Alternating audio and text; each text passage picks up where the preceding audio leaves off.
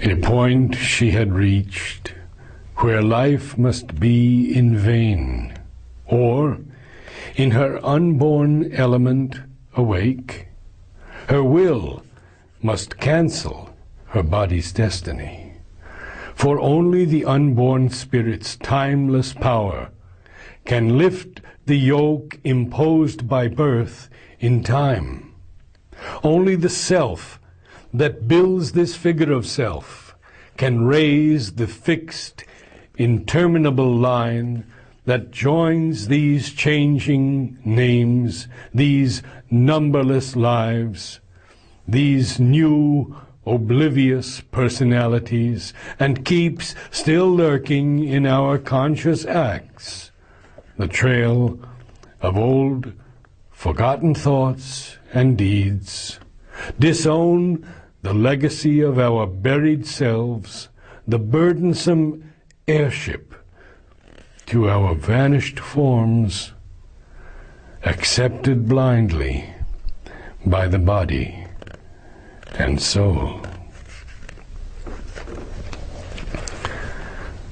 The true self of Savitri belonged to the eternal consciousness and naturally was free.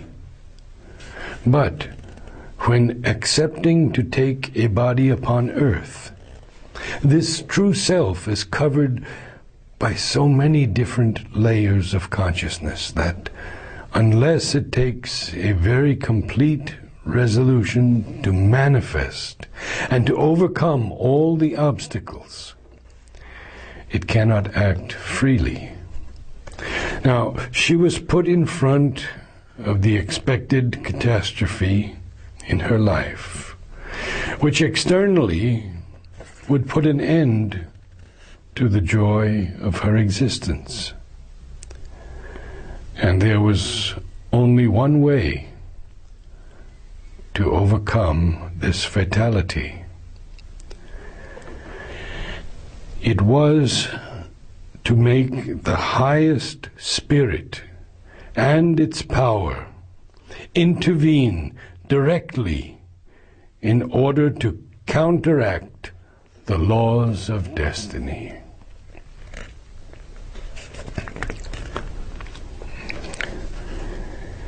An episode in an unremembered tale, its beginning lost, its motive and plot concealed. A once living story has prepared and made our present fate, child of past energies. The fixity of the cosmic sequences, fastened with hidden, inevitable links, she must disrupt, dislodge by her soul's force her past, a block on the immortal's road, make a raised ground, and shape anew her fate. A colloquy of the original gods, meeting upon the borders of the unknown, her soul's debate with embodied nothingness must be wrestled out on a dangerous, dim background. Her being must confront its formless cause, against the universe weigh its single self. On the bare peak, where self is alone with naught, and life has no sense, and love no place to stand, she must plead her case upon extinction's verge. In the world's death cave, uphold life's helpless claim, and vindicate her right to be and love. Altered must be nature's harsh economy.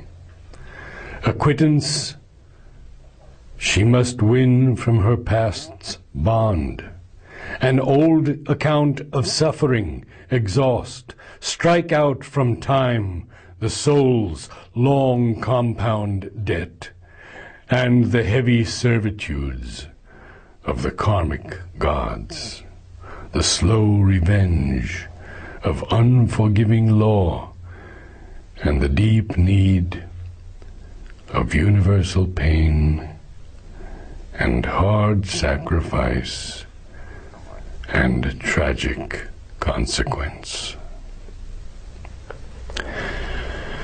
By the power of her origin and the legacy of the One, she must overcome all the laws established in manifestation and conquer the resistance of all that has been organized since centuries and millenniums, and show that the Supreme is all-powerful over his own creation.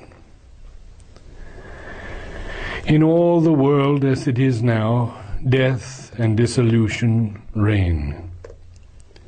She wants to establish their law in order to establish the supreme life and consciousness. It is the story of the conquest that will be told in the epic.